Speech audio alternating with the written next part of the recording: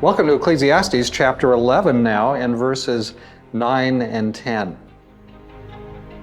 Rejoice, young man, during your childhood, and let your heart be pleasant during the days of young manhood, and follow the impulses of your heart and the desires of your eyes. Yet know that God will bring you to judgment for all these things. So remove grief and anger from your heart and put away pain from your body, because childhood and the prime of life are fleeting. So he says, do whatever you want, but be aware that everything that you do is going to come into judgment. This might sound like kind of a harsh piece, right? It sounds like God is watching, he's waiting, he's going to watch and see, he's going to watch and see if you're going to do something bad so he can zap you. Is that it? No, that's not it. It's true, God is judge. It's true there's right and wrong. It's true that we're going to make decisions which are good decisions or bad decisions. That is true. It's true that there's morality and there's that which is ethical and that which is not ethical, and it's true. And so yes, we are free agents. God allows us to be free agents. He decided for us to be free agents. He's given us agency, free will, and yet that happens within a moral context. So yes, our decisions have something to say at the end about when we come to the judgment. You know, our life will be evaluated morally. I know that people don't want to think that way, right? No, we're not gonna, my life won't be evaluated morally. I can do whatever I want. Yes, it will. The Bible tells us, God reveals to us, your life will be evaluated morally. So does this mean we should fear and tremble?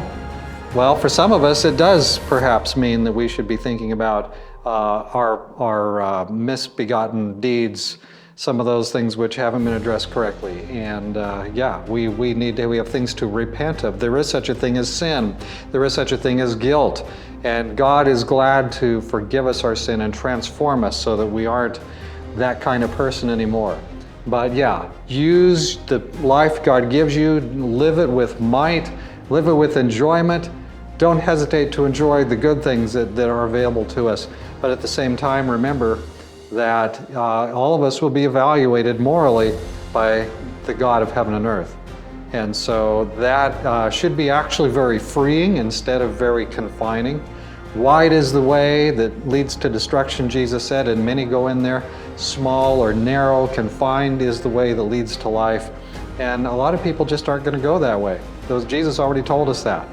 I want to make sure I'm finding the narrow or confined way, the way that is the way of Jesus, the way that is a blessing to all other people, and it will also be a blessing to me. So yes, while you're young, use your powers to bring good to planet Earth.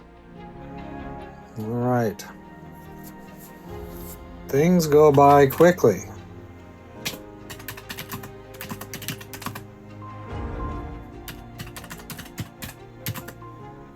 Use this moment for spiritual things.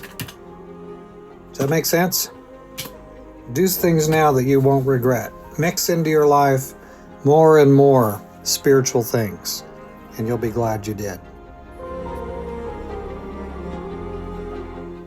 Tomorrow we're going over to chapter 12, the last chapter in Ecclesiastes, and we're going to be looking at verse 1.